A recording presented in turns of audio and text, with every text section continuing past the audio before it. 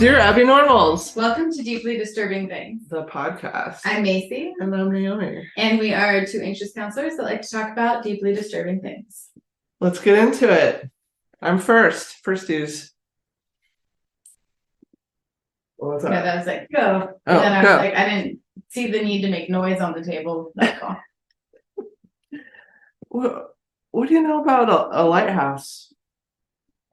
A lighthouse, or lighthouses in general? In general, what are your thoughts, feelings, opinions?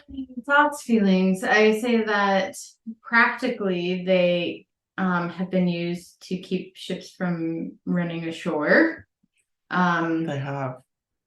Symbolically in counseling, they're often used to symbolize like hope and safety. Like there's light. I kind of view it as like light on the horizon. Something I should have thought of this before.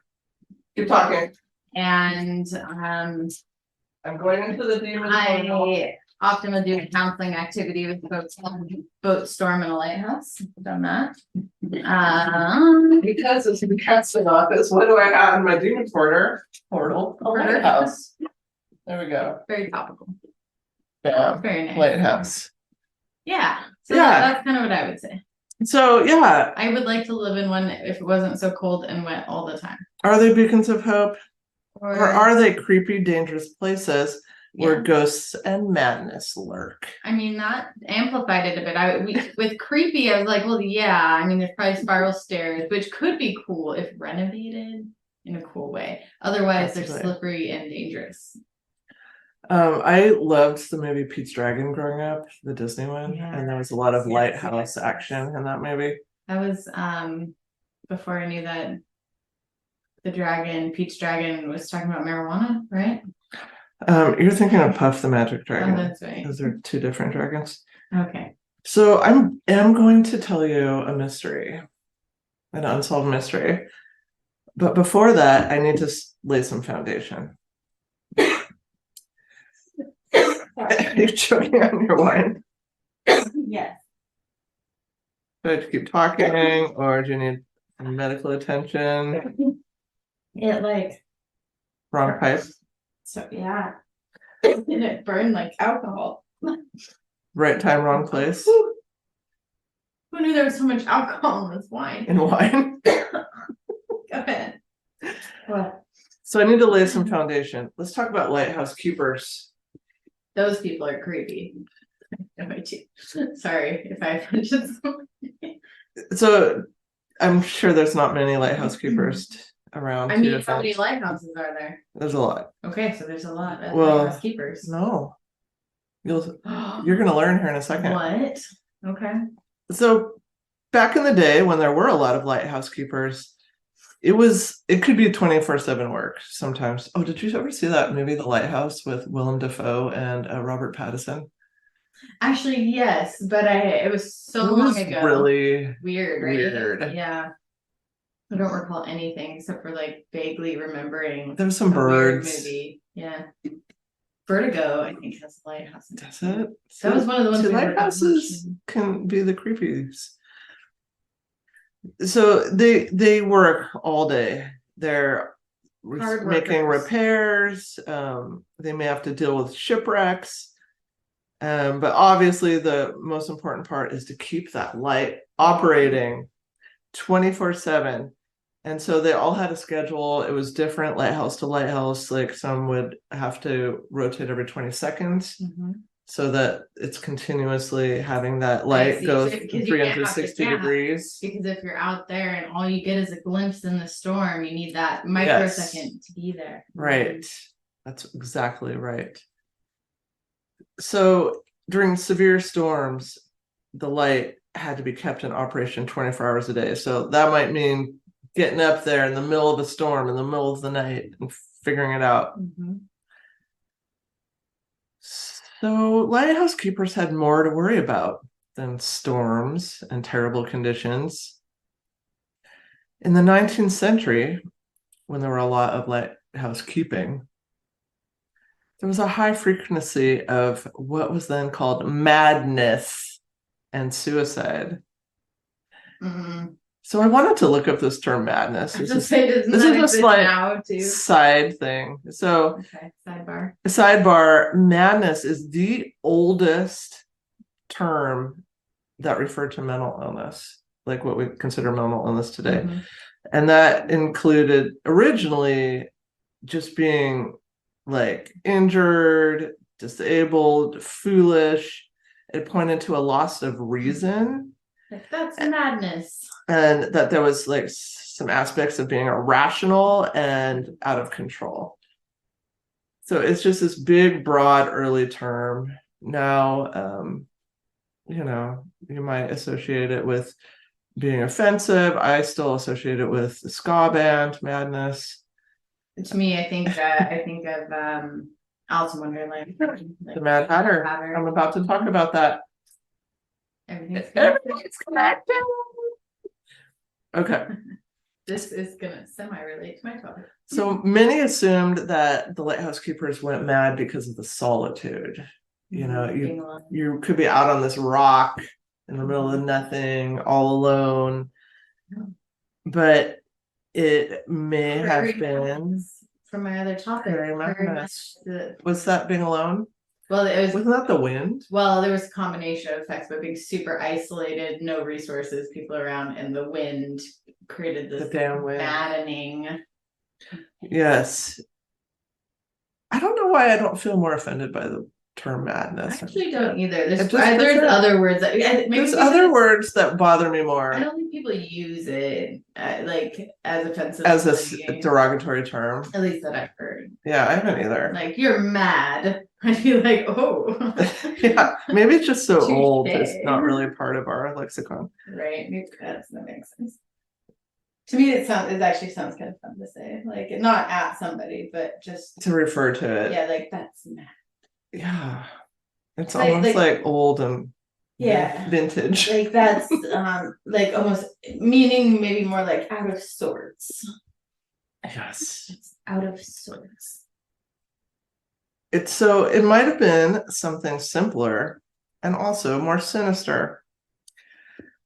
Lighthouses had a great innovation in the 1800s, and this was the invention of these Fresnel lenses. Was that where they refract?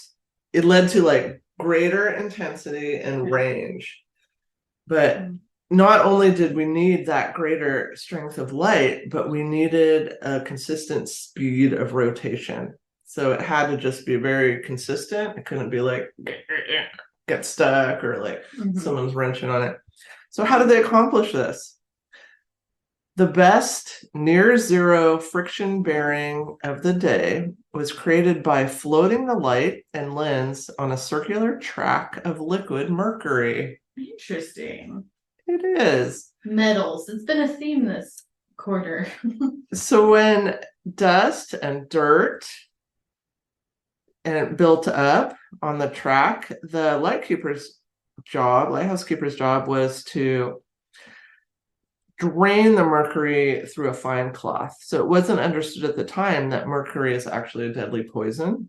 And one of the symptoms of mercury poisoning can be the onset of madness, followed by death. So the solitude may have been impacting the keepers, but they were also being poisoned by the lighthouses themselves. I mean, loneliness sounds like every government-based way of saying we're not paying for that. Sounds like you got lonely. So you've heard the term Mad Hatter? Yes. Yes. Yes. That was also from mercury. Now did you get wine in your eye? Can you just calm down? It splashed up into my eye. Ow. Why does that happen? Also feels like a lot of alcohol. It was a perfect because I also drank it at the same time. So back in the day, a hatter who made hats, right? The process of turning fur into felt for hats used mercury. And so that's the term Mad Hatter came from. Wow. Because they got mercury poisoning. See, I'm more offended about that. Like people just talk about the Mad Hatter so casually. Poor and guy. Still buying the hats. Like, where's my hat? Yeah, because that was the whole thing, the iconic like hat. Now I know what to dress up as for Mad Hatter. With a bucket of mercury or something. So lighthouses are still out there. They still guide seafarers, but there's also lots of advances like GPS. Can I ask a really stupid possible question? Yeah. Why didn't they just keep the light always on, pointed out? Because it had to go 360. Because they're on an island. You don't know which direction the ships are coming. Why not have 4 lights then that were just always on?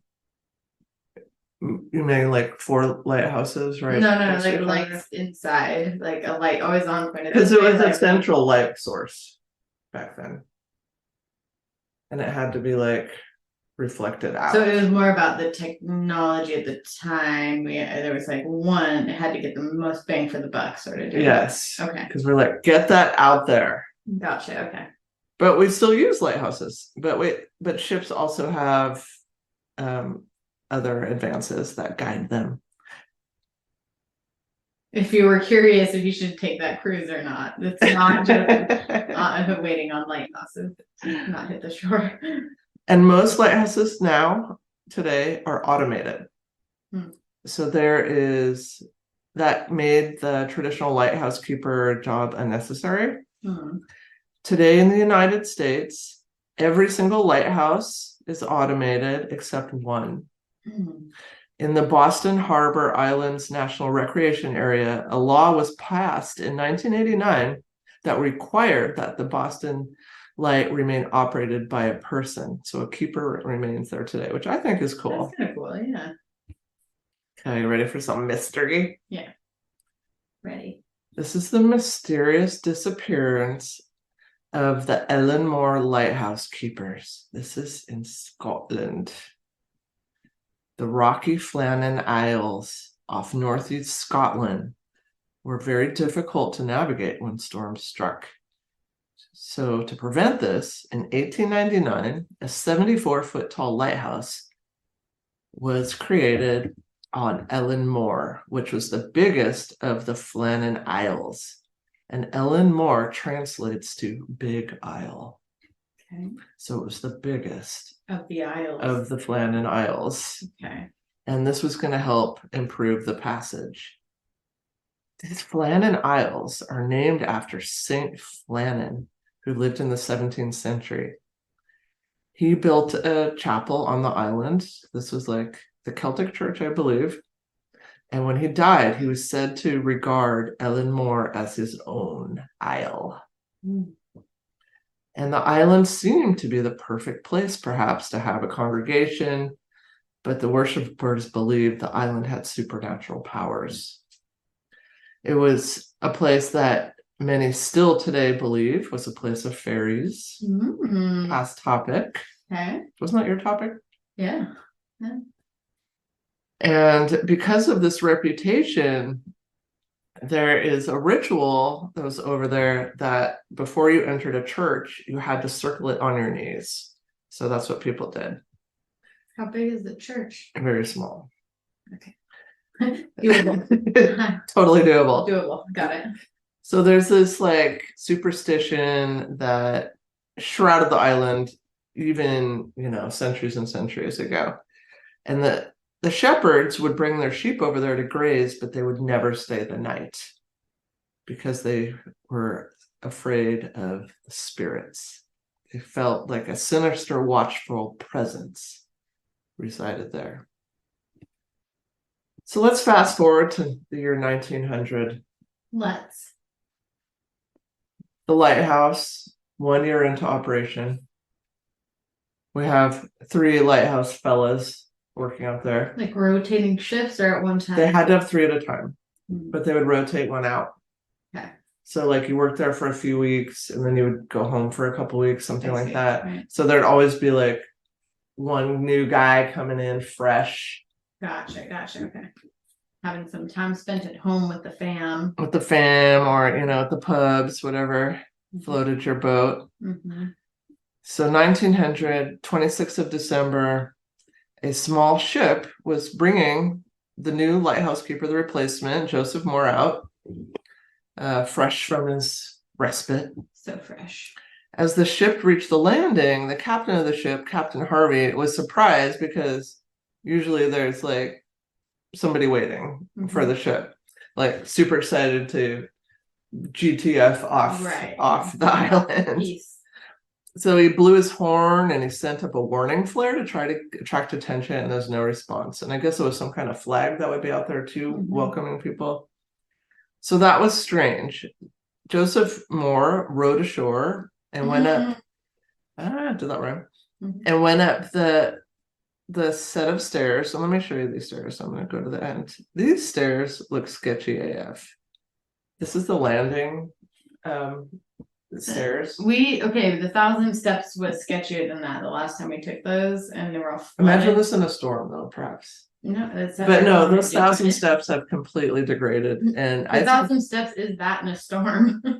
I think next year they may be impassable. I agree. Good thing we got photo evidence. So he's going up those stairs, going to the lighthouse, and reportedly he felt an overwhelming sense of foreboding. Foreboding, that's a great word. Going up those stairs. Once he was at the lighthouse, he noticed something was immediately wrong. The door, everything was amiss. The door was unlocked, and in the entrance hall, where they have their 3 coats hung, their oil-skinned coats that are essential to keep you warm in the storm. Another rhyme. So 2 of them were missing, and 1 was hanging there. So odd. He went into the kitchen area and he found half-eaten food and an overturned chair, almost like somebody had jumped up in a hurry. And the kitchen clock, which you had to wind him in those days, was stopped. So nobody who had been tending the clock. Things are amiss and things are awry. And yeah, that would be one of the first things that would startle me, would be if there was a chair knocked over. Like I enter every room looking to see if someone was startled up out of a chair. If something's awry. Yeah, because I'm like, if they were startled, so should I. Also startled. Going back to last week, maybe it's your sense of smell that's telling you something is amiss. Because if somebody was fearful before you got there, you may be smelling their fear, and it's activating your own fear response. So he looked around, but he could not find the lighthouse keepers. He ran back to the ship. Captain Harvey ordered a search of the whole island, but nobody was found. Captain Harvey sent a telegram quickly to the mainland, which was forwarded to the Northern Lighthouse Board headquarters. The telegraph read, "A dreadful accident has happened at Flannan's. The 3 keepers, Ducat, Marshall, and the Occasional, have disappeared from the island." The Occasional doesn't get a name in this telegram. I would like to be referenced as the Occasional. That's the deeply disturbing things. I'm Naomi, and I'm the Occasional. The Occasional. That's the one that drops in now and then. Oh no, is Sarah the Occasional? Oh my God, is Sarah the Occasional? I think she may be. She is, actually. She may be. Per definition. On our arrival there this afternoon, no sign of life was to be seen on the island. Never a good sign if you're looking for it. No, you're expecting life, but find no sign of it. Life and you find none. Fired a rocket, but as no response was made, managed to land Moore, who went up to the station, but found no keepers there. The clocks were stopped, and other signs indicated that the accident must have happened about a week ago. Poor fellows, they must have been blown over the cliffs or drowned trying to secure a crane or something like that. Night coming on, we could not wait to make something as to their fate. I have left Moore, MacDonald, buoy master, and 2 seamen on the island to keep the light burning. Other people who don't get a name in this telegram. Okay. Buoymen and seamen. Buoy master and 2 seamen. There's a buoy master. The one who, I guess, is wrangling the buoys. Right. He's the buoy master. So that's the telegram. a few days later, the Northern Lighthouse Board superintendent, who knew the three men personally, departed to the island to investigate. His investigation found nothing over and above what Moore had already reported, except for the lighthouse's log. Dun, dun, dun. Yeah. So lighthouse keepers had to keep a log every day. Makes sense. Of the happenings. To keep it. They had to keep the log. Captain's log. Started. Sorry, I digress. Muirhead immediately noticed, oh, he's the superintendent, that the last few days of entries were unusual. On the 12th of December, Marshall, the second assistant, wrote of severe winds, the likes of which I have never seen before in 20 years. He had also noticed that Ducat, the principal keeper, had been very quiet, and that the third assistant, MacArthur, had been crying. So something is definitely amiss. Totally awry. And the principal keeper, very seasoned expert, had, been at lighthouses like alone and weathered many storms. Both literally and is it figuratively? Okay. And so, what MacArthur, known as a brawler on the Scottish mainland, why would he be crying about a storm? People wondered. He's a tough guy. That didn't seem right. And, the lighthouse is actually 150 feet above sea level. So really up there, they should have been safe. Big of a, yeah. Yeah, I mean, that landing's another issue. And it was really peculiar that there had not been reported storms in the area, yet they're logging about this severe storm, the likes of which have not been seen in 20 years. So very strange. Very strange. And also, you could see the lighthouse from the mainland. So that make and nobody saw a storm. So that make you feel pretty ill-content, perhaps, that I'm feeling ill-content about this. I know, because then I mean you haven't seen it. There's nothing been reported other than in this log. Isn't that interesting? And he's crying. And yeah, crying, not themselves. The final log entry was made on the 15th of December. It read, storm ended, sea calm, God is over all. So that's mysterious. Nobody knows what that really means. Yeah, why would you put that in a law, like a law book? The superintendent was really concerned about the one oilskin coat that had been left in the entrance hall. This is the middle of December, bitter cold winter. Yeah. And you wouldn't venture outside without the coat. And also, there was strict rules that all three could not ever leave their posts at once. Somebody always had to be there in the lighthouse. Right. And all three were gone, and that was strictly prohibited. Down on the landing platform, that Sketcherama landing platform I showed you, there were ropes strewn all over the rocks, and they had previously been holding a brown crate 70 feet above the platform. And so he thought maybe the crate had been dislodged and knocked down, and they were trying to retrieve it when an unexpected wave came and washed them all out to sea. So that was his theory. And it still should never have been all three of them. It still should. And without your coat, one of you. Why are you not a coat? In December, next to the water. And why you're getting up so quickly that you knock a chair over and don't put your coat on. What's in this crate? I think it was some kind of supplies. Maybe they're hungry. So people weren't convinced about his explanation. They're like, where are the bodies? They would have washed ashore. There's tons of islands around there. They would have washed ashore. Why is he not taking his coat in December? They're very experienced. Why would they have been taken by a wave and, caught off guard? Yeah, why would they choose now to bring in the supplies during the worst storm ever? Yeah, and why is somebody crying? What's going on? So why are they saying there's a storm when the sea should have been calm? If something ever happens to me, I hope someone is on a podcast analyzing it like this for me. I want them to be like, why was there no shoes on? She typically wore shoes when she left the house. No, people will do that. Except for outside in the yard, maybe. No, I will break it down. I promise. Good. I need a breakdown. I'll break it down. Solid breakdown. So people are not all in agreement of this original theory. They're like, something's amiss, something's awry. Nobody could see the storm. We could see the lighthouse the entire time. It's just a conundrum all around.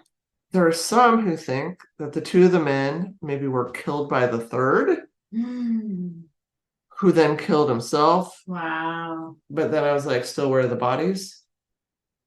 You still have bodies. I mean, you can't bury yourself. You could bury two bodies, but is that scientifically proven? I don't think you can bury yourself. Can you bury yourself? I feel like I need to know more. I mean, maybe if you made a contraption.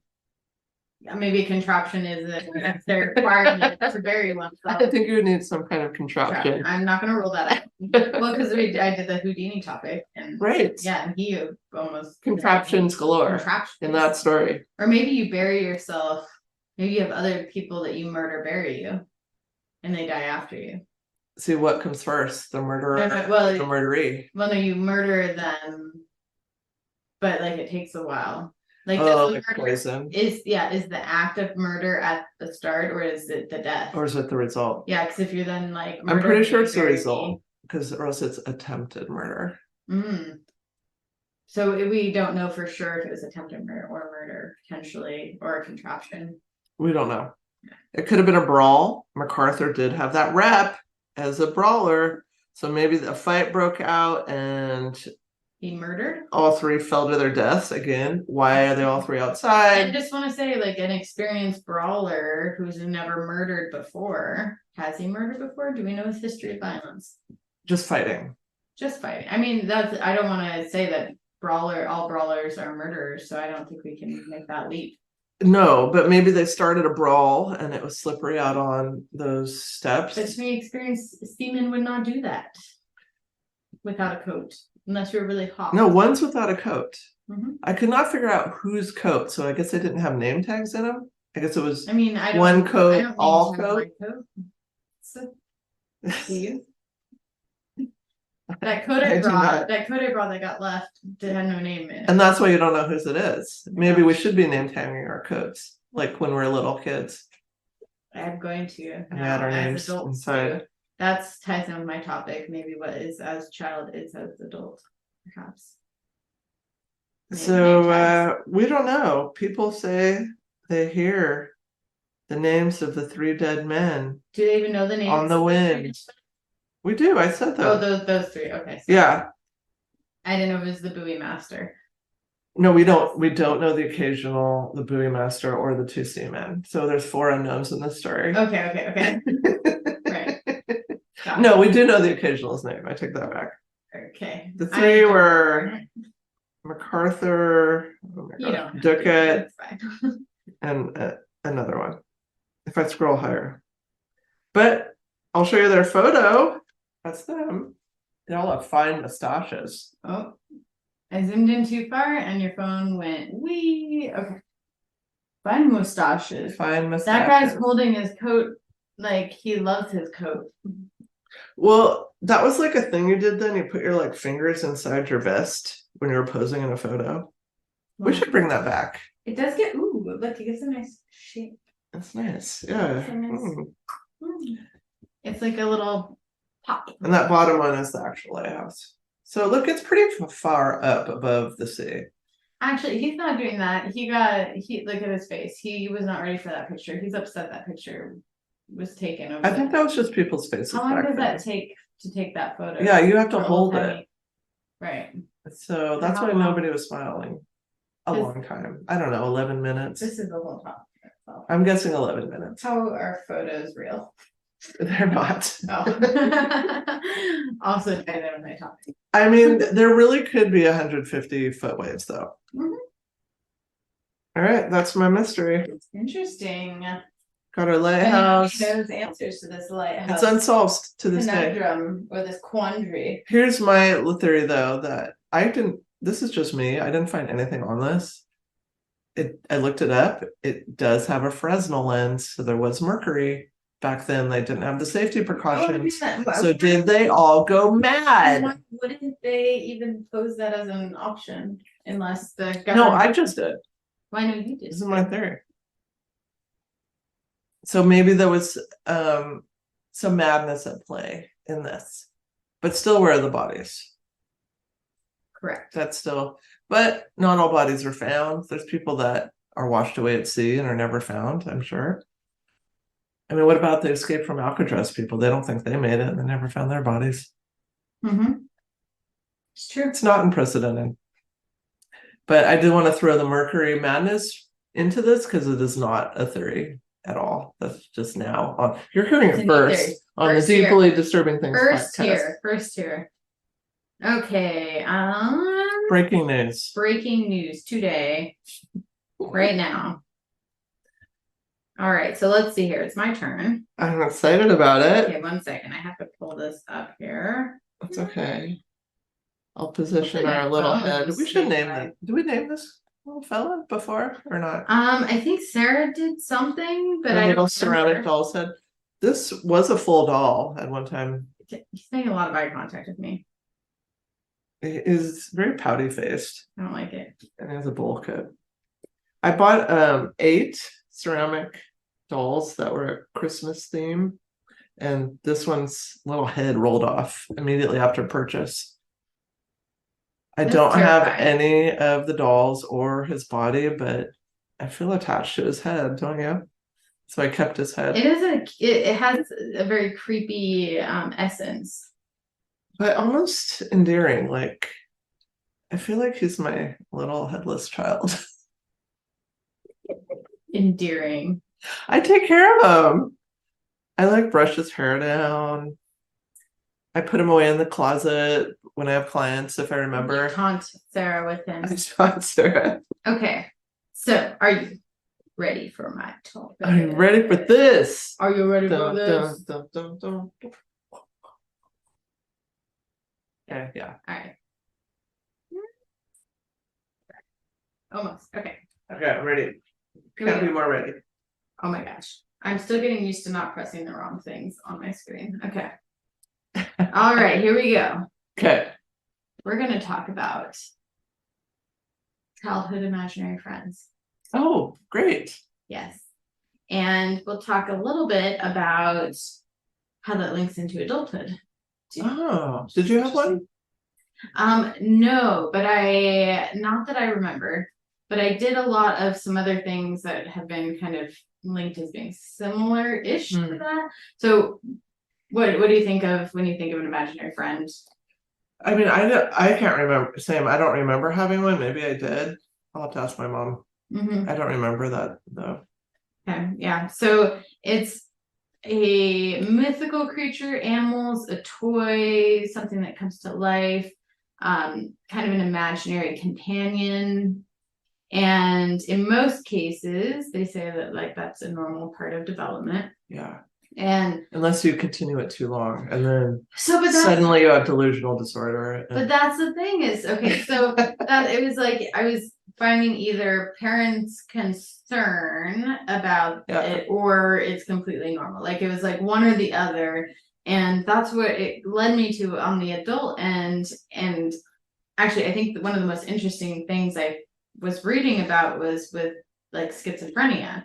Yeah. What's the difference between auditory and visual hallucinations there versus in children or youth? Because it's actually can go all the way up through adolescence at that level. It's just reported. Yeah. When is it a diagnosis of schizophrenia? And I figured that out. And there is actually a very distinguishing factor, which I had never known before, even as a counselor, which is that those who had childhood imaginary friends were more likely to have them as adults or to report auditory visual hallucinations, as they're labeled in adulthood, Or also part of it that came up a lot was talking out loud.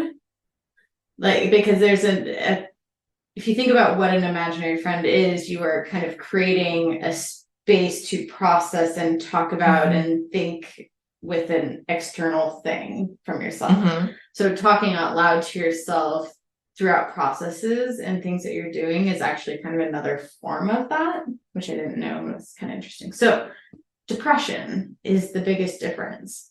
So those who had childhood friends and were diagnosed with schizophrenia had the depression piece, like a very major depressive episode part. Those who did not have the major depressive episode part, major depressive episode part linked with having the auditory visual hallucinations did not necessarily mean that they had childhood friends growing up. But just because you had childhood friends, most those people that didn't end up getting a schizophrenia diagnosis did not have a depression link at all. Is the depression like it's because of the voices? Well, or is it separate? From what I was reading, it was separate because the only thing that was different where it was both and both, like imaginary friends and depression, was if there was a history of traumas like sexual abuse, like that level stuff. Those adults who reported having childhood friends had a history of abuse. Kids who just had childhood friends and went into adulthood reporting hallucinations, audio or visual, had no depressive symptoms.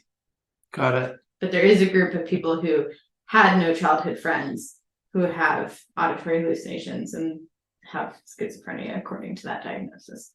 There's like some weird subgroupings that and I'm wondering like how much does socialization and stigma though come out and being depressed about it.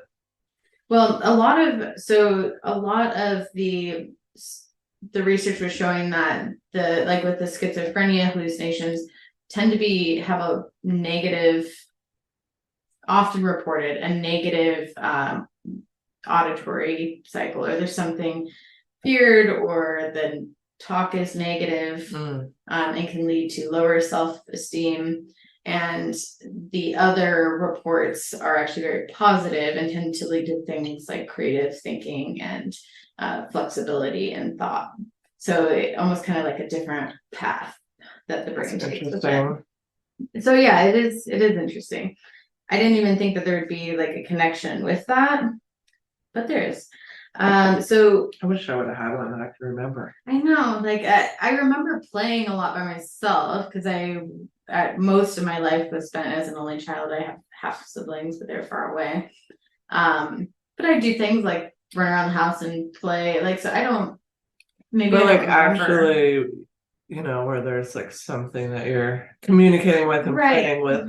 And only like some of those stuff that I read were those like distinct, like a person. I'm gonna text me. But it's like over 65% of childhood age kids report having an imaginary friend or an object that they have personified.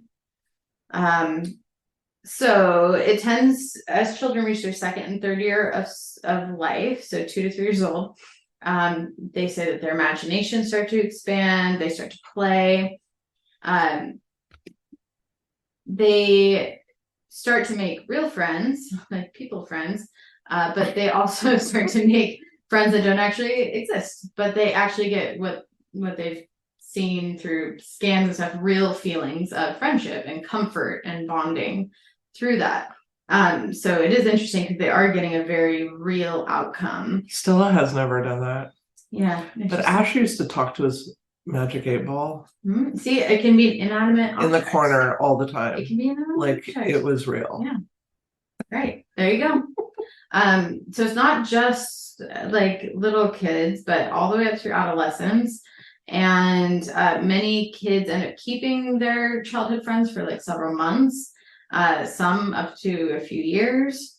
So what they're saying is like the ability for the brain to do this, it can vary in that form, but it can stay into adulthood for how it thinks through problems. And it actually does a lot of really good things in development. So a lot of assumptions are like I think the more of the disturbing part of this is it can have a really negative connotation, like, oh, your kid has an imaginary friend, like it's viewed as like they're lonely. Lonely is like the first one, lighthouse. Like there's something very negative about being lonely. Or they're mad. Stressed out. Maybe there's family problems at home. Yeah. Can't cope with reality. Right. But like this has actually been shown to be very not the truth. And I never actually heard any of this. So research has shown that this is about developing social skills. And what they've seen is that they might create an imaginary friend to have someone listen to, support them, play with them, do things that they can't do. I mean, it seems like resourceful and creative to me. Right. And it can also be like having something special that belongs just to them, be someone who doesn't judge them. And as kids, like kids are judged all the time. If we go birth order, it tends to be the firstborn or only children. Mm-hmm. So having to have that connection. What's the typical age range? So it typically starts in age like 2 to 3 years old. So pretty young. So some of the benefits that they've seen with kids who have imaginary friends, improve problem solving skills. They have more opportunity to explore ideas, so they get less kind of right, wrong, improve management of emotions. They practice new behaviors and roles. So they like one of I was already mentioned imaginary friends, kind of like kids talking about their imaginary friends. And one of them, he's like, yep, I have 2 kids. And he was explaining his 2 kids. And then he was like, and I'm married to, I forget the name, I'm married to so-and-so. She is a doctor and she travels abroad. And but I had to divorce her because she talked too much. But like taking on these different roles, like it's facts. And none of these are like actual things that are happening in his life, but it's a way for the mind, like with play therapy, like to explore different avenues of thinking. And it can help with tough transition and routines. So they found that kids that had that, it can be a constant in a place of change. So it can be helpful. I'm not gonna lie, I would love an imaginary friend right now. I agree. Like, can we get one? Right. Without being ITA'd? No, warning signs. So this is like the like caveat here of where parents, if you need to talk to professional, if they start getting extreme anxiety around that, if they're telling their imaginary friends about like traumatic detail, like if they're starting to tell trauma stories to an imaginary friend, that may mean something traumatic has happened and you want help.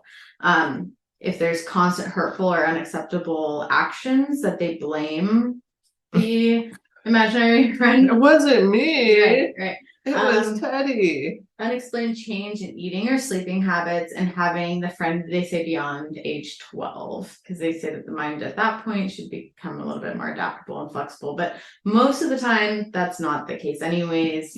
It does what it developmentally is supposed to do. I would think if the friend is also telling you to do bad things, that would be a watch out for. Right. And really in these cases at that young of an age, it's not typically what's happening. Like if you're thinking like schizophrenia, where there may be like command hallucinations. Yeah. I feel like I heard a noise out there. I did too. Oh yeah, I forget there's people that live down there. So. But that sounded like it was that way. I agree. I did lock the door. It sounded lateral. Did you need to go check? No. Okay. That's how people get murked. I mean, I'll be here waiting. You can go check. My phone's almost dead. There's a key in that lock. We can lock it. Why didn't you lock it? I've never locked this in here. That sounds scary too. What if you have Merc poisoning? So we know that it happens naturally in kids. It is actually very rare that adults have imaginary companions, but there are a few different types of behaviors that would be considered that form of imaginary friendship. So, for example, adult authors can be seen as prolific creators of imaginary friends in the form of characters. They're developing characters and living through that. This is because they have personalities and minds of their own, and authors often report their characters leading the writing rather than vice versa. So they say that like that's how they like it takes its own form. Objects created through spiritual and mental powers and mysticism are also a sort of imaginary friend. Is this my imaginary friend? Oh my gosh, I think it just happened. Yeah. Hi. Okay. Now you ask him his opinion. Well, I want to know your name. What is your name? So your brain just widened a bit to try to soak that in. My brain is so wide right now. Research has shown that positive effects have imaginary friends, that there's positive effects into adulthood too. So adolescents remember their imaginary playmates have been found to use more positive coping skills. They seek advice from loved ones more often instead of bottling things up. Adolescents with behavioral problems who had imaginary friends as children have been found to have better coping skills and a more positive adjustment throughout their teenage years. Aww. Scientists think this could be because these teens have been able to supplement their social world with imagination rather than just being stuck to classmates, which I think is because often I'm like, gosh, I don't want to send my kid to school ever. Like high schools are horrifying places with tons of bad influences. This was my first like, oh my gosh, like kids can supplement their friendships with imagination. But only up to age 12. No. This is saying through adolescence. So it's saying like, because this could be, it's not saying imaginary friends necessarily. Okay. But again, having, you know, the inanimate objects or something, even just auditorily, like talking. Well, I've always espoused a healthy dose of delusion. Right. That should help with loneliness. Well, it helps with just being happy. They're going to seek out more social connections because of this, actually. So again, like all these, I think some of the stigma around it is it's opposite to that for what science has actually seen. The majority of research being done points to mainly positive outcomes. And current research is now being done by Tori Watson, who's looking at evidence to see how teens report imaginary friends as children, how they actually handle bullying at school. Those who remember their imaginary friends have in this study so far have been reported at better handling through coping skills with being bullied. Who are these assholes that want kids to just be grounded in a harsh reality? Right. So creativity and hallucinations. Let's talk about it. Adults who had imaginary friends report that they are more creative and imaginative than reports from those who do not or did not.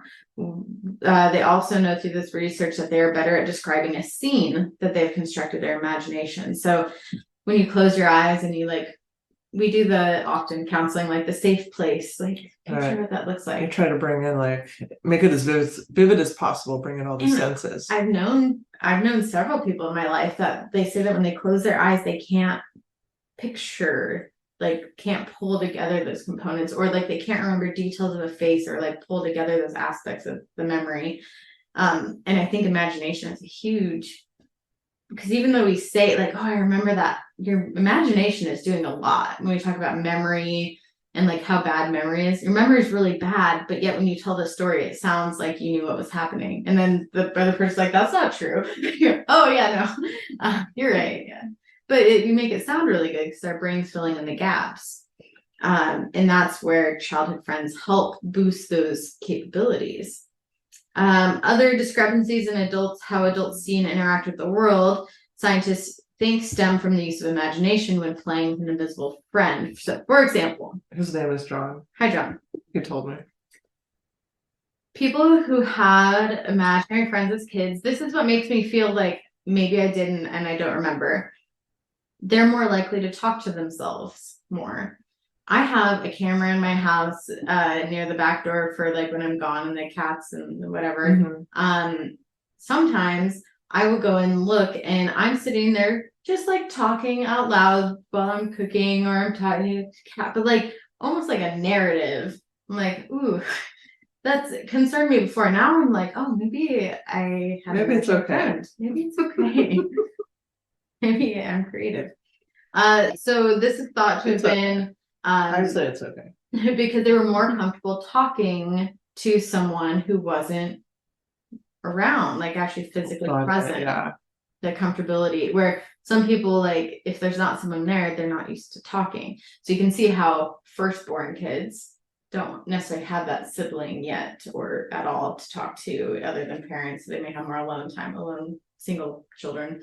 But if you have a lot of siblings, you're constantly having someone to interact with. So all of a sudden being alone may actually make you feel lonely because you don't know how to fill that space. I'm all completely comfortable being alone. That's why I would say I have the soul of a long haul truck driver. I could do it. I mean, I could probably be a lighthouse keeper. You could probably. Your body can be found in either places. So research showed that talking to yourself can be a sign of high cognitive functioning and creativity. Adults who had imaginary companions as kids may become more used to seeing things that aren't really there. You're really balancing that on your leg. I know. After the 2 accidents you've already had. Were you impressed? No, I was fearful. For this reason, imaginary friends have become very good at seeing something that isn't there and explaining it. So this made me think about how, like, with the podcast, like, we've gotten really good at, like, talking. You're like, oh, just like talk, because have gotten used to filling in the gaps. Maybe that's something that was there present with your childhood, because not everyone has it. I tried a podcast with someone in the past, and it was hard because there were things. Say anything. Yeah, it's like that. If you can't go with the flow and fill in the gaps, it's hard. Children, brutal is what it is. Yes. Okay, and so one of the distinguishing things too from like a delusional disorder, like you mentioned earlier, that's worse, is that these kids know that these friends aren't real. So like a delusional disorder, they may actually feel like they are real. Vast majority of these kids know that that they are imaginary. Adults also know, can have hallucination type experiences when coming in and out of a deep sleep. Have you ever had that? They said sometimes you may see or hear something that isn't there out of the corner of your eye, or knowing that your mind's playing tricks on you. That concept that your brain's doing in those moments. I had weird dreams about umbrellas last night. That's interesting. It was.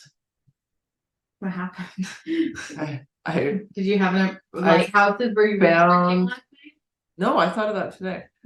I found an amazing rainbow colored umbrella, and I was like super excited about it because I was going to use it in the rain, which is weird because I don't use umbrellas. And it doesn't really rain very much here. And I'm historically a person that would rather just look like a drowned rat than use an umbrella. Right. But I was really excited about it. Cool. I can't wait for you to find an umbrella soon. See how that hits home. One research team investigated that people who had imaginary friends as kids also reported more such hallucination type experiences like that. Coming in and out of sleep, or out of the corner of their eye, or experiencing something that's not there. In the study they published in psychiatry research, they found that this is actually the case. So these individuals were not at greater risk of developing psychosis or schizophrenia. They were just more likely to have a common form of hallucination. And I was like, oh my gosh, how many people are so probably misdiagnosed? We know. You know how much I'm going to throw my phone across the room. You know how much I just hate our diagnostic system. It'll get smaller. It's so flawed. We know that because they also tested other perceptual experiences like unusual thoughts and ideas, as well as symptoms of depression. These experiences, in combination with intense hallucinations, can put people at greater risk of developing schizophrenia. So schizophrenia is a combination of severe symptoms impacting a lot of different areas of someone's life. It's not just the experience of it's not like what the media puts out there, that's like, oh, you have a split personality. It's not that at all. No. And people who had imaginary friends didn't show that combination of symptoms at all. There was only one exception that I mentioned earlier, child abuse. That was the one thing where they had potentially both. It's unclear whether that's linked to anything to do with imaginary friends or if it's all down to the trauma itself with an imaginary friend playing that comforting role, perhaps, which could be more the dissociative aspect of the brain trying to protect itself. But what we know is that the brain, I think that's maybe that's where we have it all kind of flawed, as we tend to view the brain as it's protective in that it's trying to save you from harm all the time. Is a lot of how like the DSM is built around, versus how is the brain working to build, enhance, and develop more of that strength space. Like maybe these additions can be used, and research shows that it does. Yeah, it's a stupid deficits-based system, and I hate it. Wow, that flew really good. It did actually. That was very frisbee. Yes.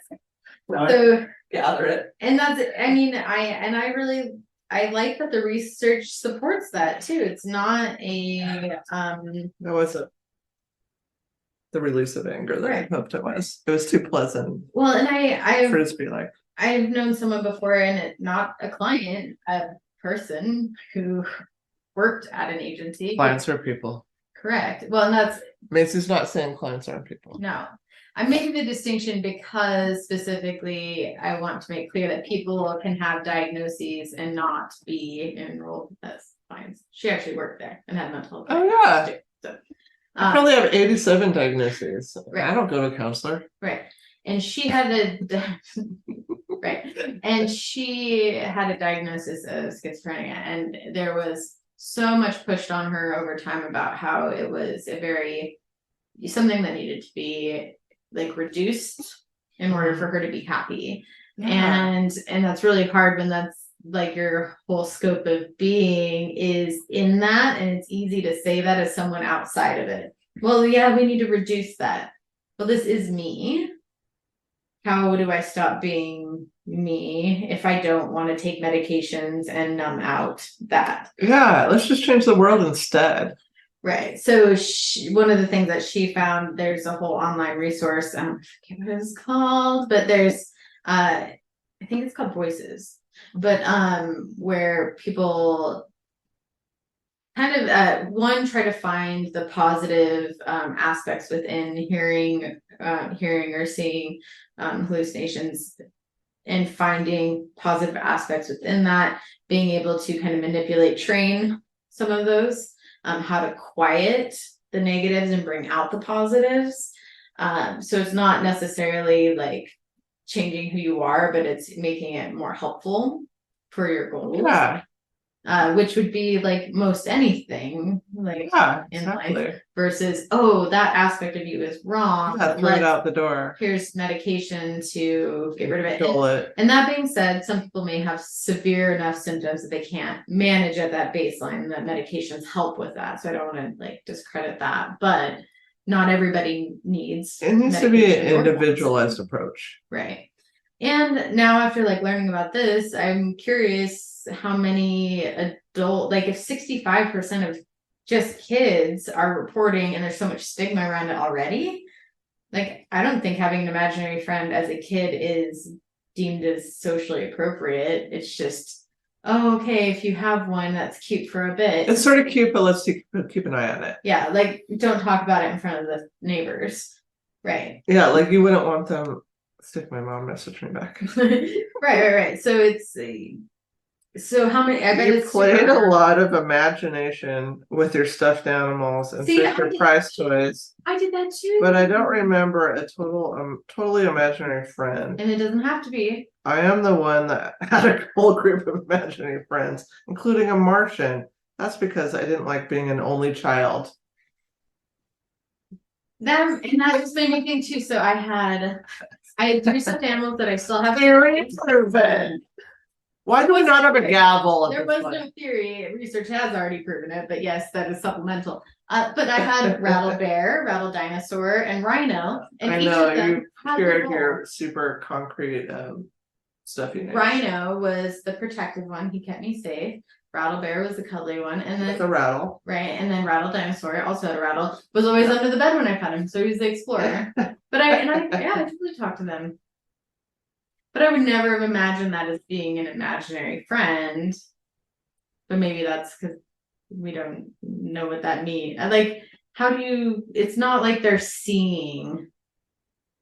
not visually seeing like a delusion.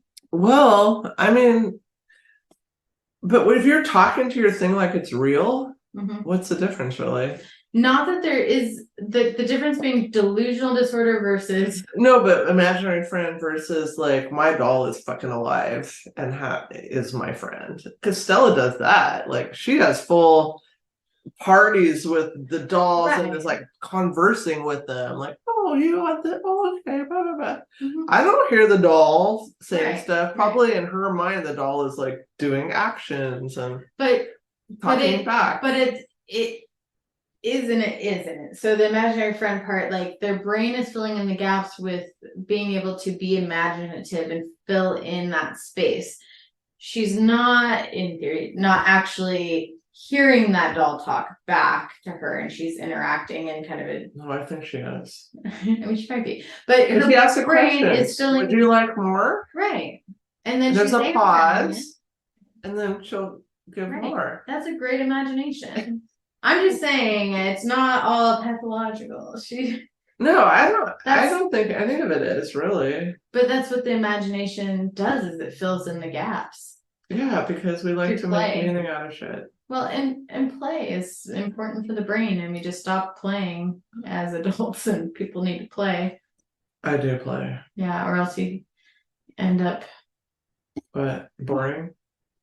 Getting medications because you feel like what your brain is doing to protect you is wrong. I think one day I would really love us to dive into delusional disorder because I take issue with some aspects of that. I would love to have a convo on that. I would love that. I've done a few presentations on I just think there's so much with social norms and cultural norms that need to be. It's so trauma. It's delusion. I mean, all of disorder is trauma. I've thrown enough things across the room, so I won't throw my phone. But yeah, it just makes me want to throw shit across the room. I just hate the DSM in general. This made me. It just brought up more questions. I just hate it. I teach both the child development class and the psychopathology class, so now I'm like, how do I like mesh these two things together? Because people want answers, which is the problem. Maybe there just isn't a clear answer. Maybe the brain is flexy, bendy. Yeah. And that's okay. Radical acceptance that you will not get a fucking answer about it. Oh, I made this a little thingy. Last episode, Patreon review. Until next time. No, you have to say each thing. Last episode. If you didn't listen to our last episode, I talked about the sense of smell as being our superpower. Yes. And you talked about the happy face killer. Thank you. Jesus Christ. Please be our Patreon. It's only $1 and it really helps us. And you get like exclusive videos. It's super cool. Please give us a 5-star review wherever you listen, even if you don't like us. What is it's not gonna kill you. Hurt you. It's not like in like an Uber. It's not gonna hurt you and it's gonna help us. We're not a danger to anybody else, really. And it helps us in the algo. Yeah. Until next time. I'm not prepared. Until next time. Oh, let your imagination run wild. And it's okay to be salty, especially if you're out on the sea.